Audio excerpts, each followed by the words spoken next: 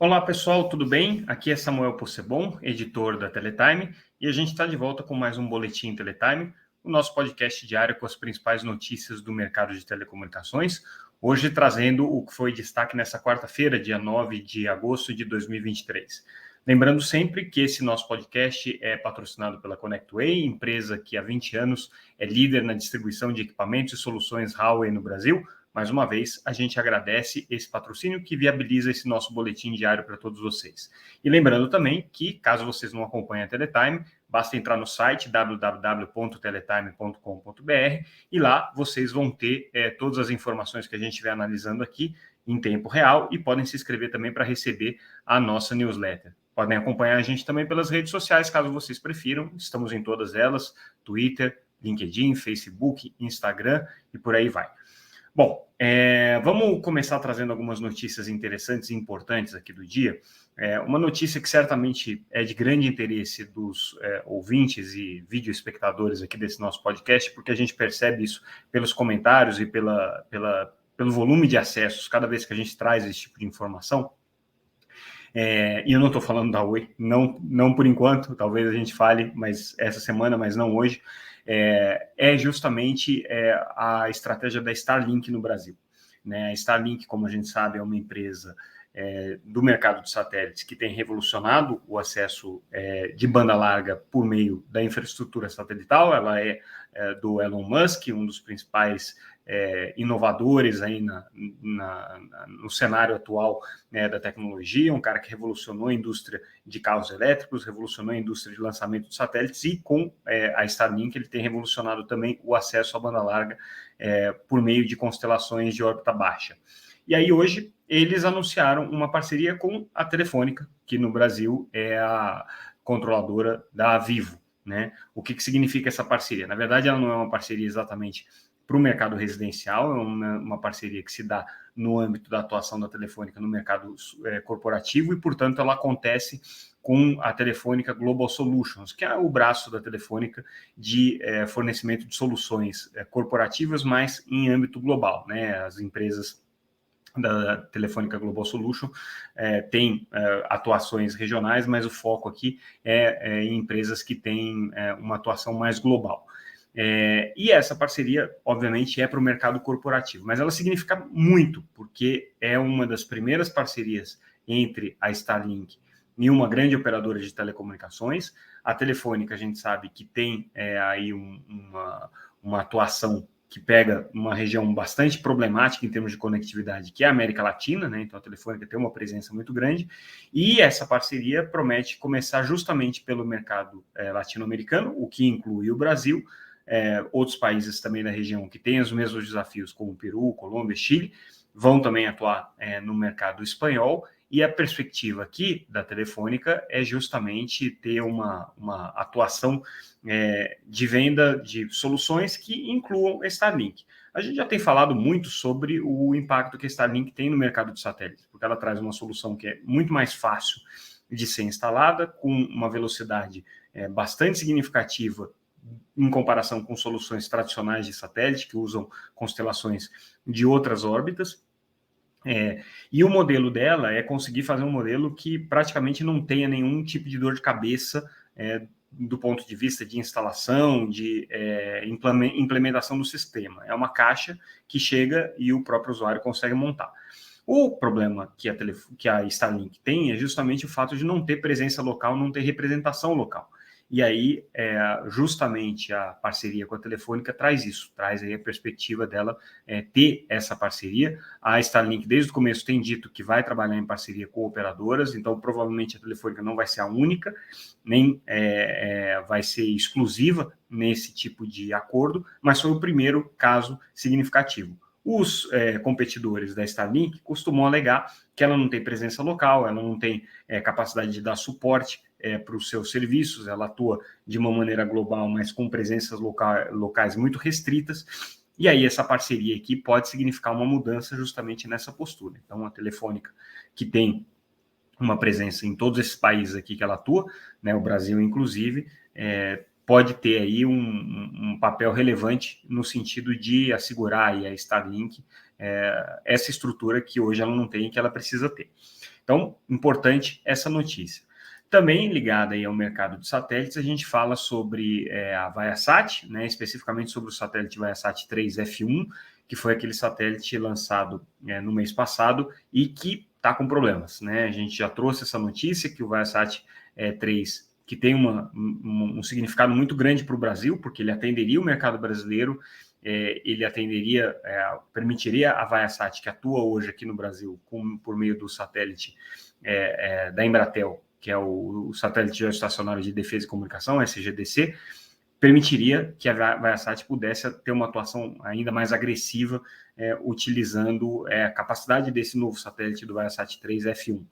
O satélite teve um problema em uma das antenas, que não abriu da maneira adequada, então ela não está funcionando como deveria funcionar, e isso foi assim, um tremendo balde de água fria na estratégia da Viasat, que colocou um satélite de altíssima capacidade, que tinha um design completamente original, né? Era um satélite mais complexo mesmo de ser colocado em órbita, e teve esse problema, né? Isso aí para ela, e aí ela se manifestou hoje, a Viasat se manifestou no lançamento do balanço referente ao primeiro ano fiscal de 2024, né, que se encerrou agora em junho, e na carta aos acionistas ela falou, olha, isso aqui nos afeta porque provavelmente a gente vai ter que postergar as nossas metas, os nossos objetivos aqui de crescimento na banda larga residencial, né, porque esse satélite teria esse objetivo. Mas para os outros serviços aqui que estão contratados já da Viasat, ela disse que ela está coberta e que não vai haver necessidade, né, de uma outra solução, porque ela tem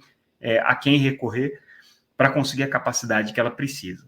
O problema que ela tem nesse período é conseguir identificar a falha que aconteceu. Esse é um problema que as empresas que atuam com satélite precisam identificar essas falhas justamente para poder evitar que elas aconteçam.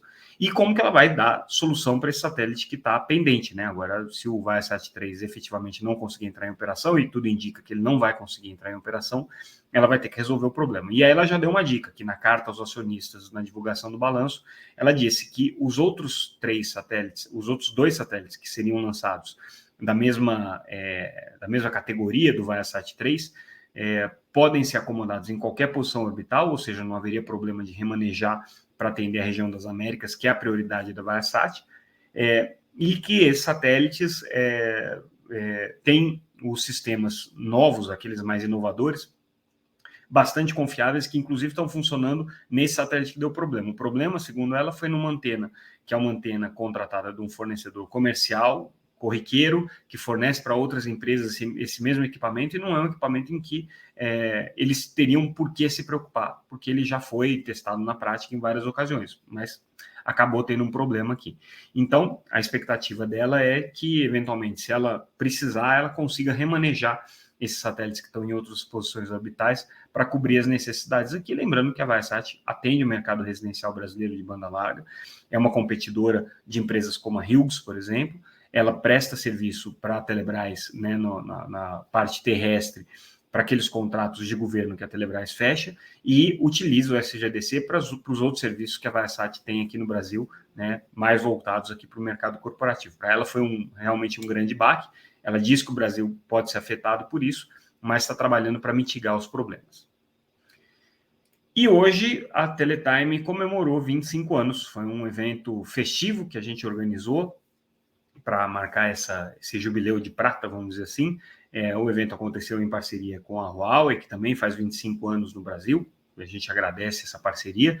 E daí no evento a gente convidou algumas personalidades, alguns atores da indústria de telecomunicações para falar sobre os próximos 25 anos. Então a gente convidou o presidente da Claro, José Félix, o presidente da Anatel, Carlos Baigorre, o fundador e professor emérito da Universidade de Brasília, Murilo Ramos, e o presidente da Huawei, Sambal Chen, que participaram dessa rodada aí de reflexões sobre como que seriam os próximos 25 anos.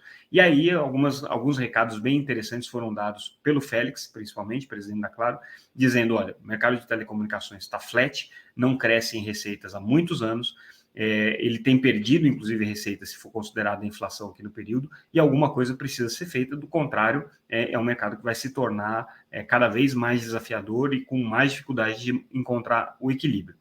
Ele se referia, obviamente, às empresas de internet, que capturaram grande parte desses recursos, então insistiu para que o modelo de neutralidade de rede no Brasil seja revisto, para que seja permitido um modelo de livre negociação entre empresas de internet e empresas de telecomunicações, talvez no caso de empresas que tenham um percentual aí de market share maior do que 5%, a Anatel, né, as autoridades permitiriam essa negociação que, de alguma maneira, pode ser interpretada como uma quebra da neutralidade de rede, mas que garantisse receitas adicionais aí para as operadoras de telecom.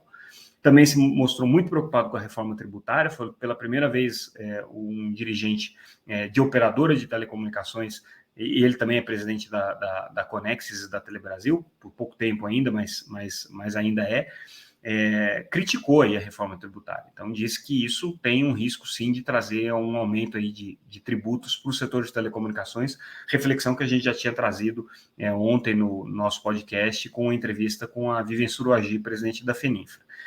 Colocou também a necessidade de revisão dos marcos regulatórios, que são muito pesados, segundo ele, existe um excesso de regulamentação, e cobrou mais uma vez, né, que haja aí uma flexibilização das regras para a TV por assinatura, que para a Claro é muito importante. A Claro tem uma boa parte da sua receita hoje ainda centrada aí no mercado de TV paga, apesar de nos últimos anos, segundo o próprio Félix, essa receita ter caído substancialmente, hoje ser equivalente a metade do que era em 2014, para vocês terem uma ideia. Uma coisa importante que o Félix ponderou nessa sua fala para o futuro é que ele está preocupado com 5G. Ele não consegue entender como é que esses investimentos que estão sendo feitos agora vão rentabilizar e vão conseguir trazer novos recursos para as operadoras. Mas ele acredita que talvez no futuro, com redes inteligentes, com redes definidas por software, com uso de APIs de rede, será possível para as empresas de telecomunicações fazerem negociações melhores e conseguirem participar também dessa cadeia. Participou da mesa, como eu disse, o presidente da Anatel, Carlos Baigorre, e o Baigorre respondeu algumas coisas. Ele disse, por exemplo, com relação à neutralidade de rede, apesar de ser uma posição pessoal dele, que obviamente precisa respeitar o dispositivo legal estabelecido pelo Congresso, mas ele acha que sim, existe espaço para essa conversa sobre neutralidade. Ela foi estabelecida num outro contexto, segundo o Baigorre, em que o grande temor era de um controle da internet pelas empresas de conectividade, de telecomunicações, quando, na verdade, esse controle hoje se dá justamente na camada das empresas de aplicativos, né, das empresas de internet de uma maneira geral. Então, ele acha que existe espaço, sim, e ressaltou que as duas indústrias devem trabalhar de maneira ecossistêmica, vamos dizer assim, todas elas tendo consciência de que participam de um mesmo ambiente e que todas têm que sobreviver e estar saudáveis nesse ambiente. O que significa aí, obviamente, a necessidade de você equalizar também essas relações e essas equações de custos, né, da construção de infraestrutura hoje, que recaem basicamente sobre as empresas de telecom. São custos aí pesados que as empresas têm, considerando, né, que elas não têm capturado as receitas dessa economia digital. Então, basicamente, botam infraestrutura para garantir que seus usuários possam acessar serviços de outros e gerar renda e receita para outras indústrias que não de telecomunicações. E aí, olhando todo esse cenário da discussão e da questão da desregulamentação e da redução da carga tributária, né, que também foi um ponto bastante enfatizado pelo Félix, ele cobrou muito que se revisse, por exemplo, a lei de TV por assinatura, né, que foi estabelecida em 2011 e que traz uma carga regulatória muito grande, como a gente tinha colocado. E aí, justamente, hoje a gente traz a notícia de que o senador Randolfo Rodrigues, que é líder do governo no Senado, portanto, fala em nome do governo em muitos aspectos, apresentou um projeto agora no começo do mês, prorrogando por mais 20 anos as cotas de programação nacional que estão estabelecidas na lei do SEAC. Essas cotas hoje são mais ou menos inócuas, porque o mercado hoje de TV por assinatura tem uma quantidade de conteúdo qualificado e conteúdo brasileiro muito superior ao que está previsto nas cotas, mas o simbolismo das cotas é relevante porque a liberação de recursos públicos, a participação da sociedade, do mercado audiovisual na repartição desses recursos, tem muito a ver aí com o espaço que eles ocupam, com o protagonismo que eles ocupam no setor. E aí as cotas dão peso para eles. Então, existe aí uma pressão muito grande para essa prorrogação das cotas por mais 20 anos. O senador Randolfo Rodrigues aqui, não sei se agindo a pedido do governo ou em articulação com o governo, apresentou esse projeto, e a gente vai ver agora a discussão se desenrolar e se desamarrar no Congresso Nacional, porque tem muita coisa aqui pendurada em leis que já estão antigas, já estão caducas, né? E vai ser mais um debate que vai acontecer agora, só que especificamente focado na questão da prorrogação dessas cotas de programação. Também, nessa quarta-feira, alguns produtores audiovisuais estiveram peregrinando no Congresso, pedindo aí apoio aos senadores para a regulamentação do streaming, né? Mas principalmente estavam preocupados com as votações hoje de projetos que podem alterar a questão de direitos autorais no ambiente da internet, né? Então, esses produtores estiveram ali no Congresso, trazendo essas preocupações junto às autoridades com quem eles conversaram, e saíram de lá provavelmente felizes, porque o projeto de direitos autorais está praticamente costurado já. Então, em breve ele deve ser colocado em votação, sendo aprovado. As empresas que hoje operam serviços de streaming, como Netflix, Claro Vídeo, Amazon e todas as outras, vão ter que fazer contribuições aqui para o desenvolvimento do audiovisual nacional. Pelo menos essa é a reivindicação aqui desses atores. Também na Comissão de Direitos Digitais e Comunicação da Câmara, foi aprovado um requerimento para o convite ao ministro Juscelino Filho, para ele falar um pouco da implementação dessas políticas públicas que estão sendo colocadas, principalmente na área de educação, que hoje é a principal prioridade aí do Poder Executivo, com toda a pauta, com a agenda de conectividade significativa e tudo mais. Então, houve essa convocação partiu do senador Espiridião Amin, né? E ele cobrou que o ministro Juscelino apresente um quadro evolutivo das políticas de conectividade em escolas públicas, né? Faça um balanço aí da implementação do 5G ou das redes Wi-Fi, como que isso foi feito para conectar escolas, enfim, né? O ministro vai ter aqui muita coisa para falar para os senadores, mas importante aí esse movimento do Congresso voltando a se apoderar de alguns temas de telecomunicações. E um dos temas que seria interessante a gente mencionar é o Open RAN, uma tecnologia que há muitos anos promete aí que as operadoras possam fazer redes completamente abertas em termos de fornecedores, seja de software, seja de hardware. Porém, a gente sabe que o Open RAN tem patinado um pouco em mercados fora do Japão. O Japão hoje é um mercado, talvez tenha o mercado de Open RAN mais aquecido, né?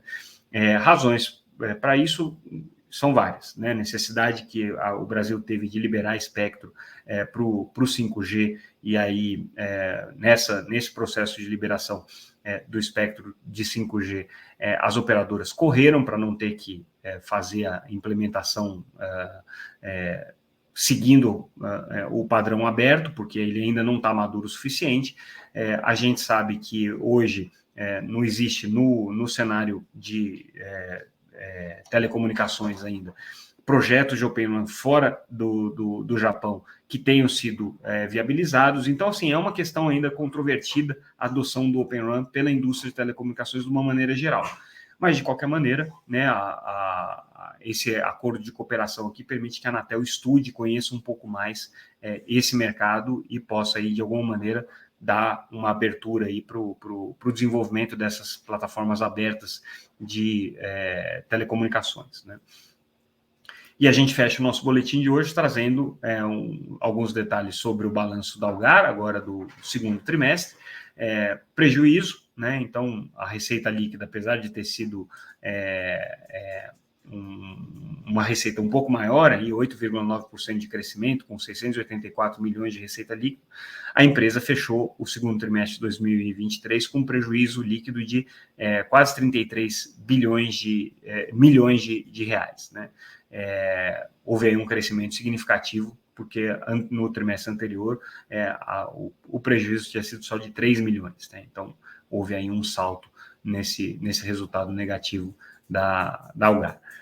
E com isso, pessoal, a gente fica por aqui. Mais uma vez, convido todos vocês a entrarem no site para acompanhar as nossas notícias, verem a matéria completa sobre todos esses temas que a gente tratou aqui, outros que eu acabei não trazendo, né? E continue acompanhando a gente, seja pelas redes sociais, seja aqui nesse podcast. Mais uma vez, agradecendo a ConnectWay, nossa parceira e que viabiliza esse nosso noticiário diário. A gente se despede, ficamos por aqui e amanhã a gente volta com mais um Boletim Teletime. Obrigado, pessoal. Obrigado pela audiência.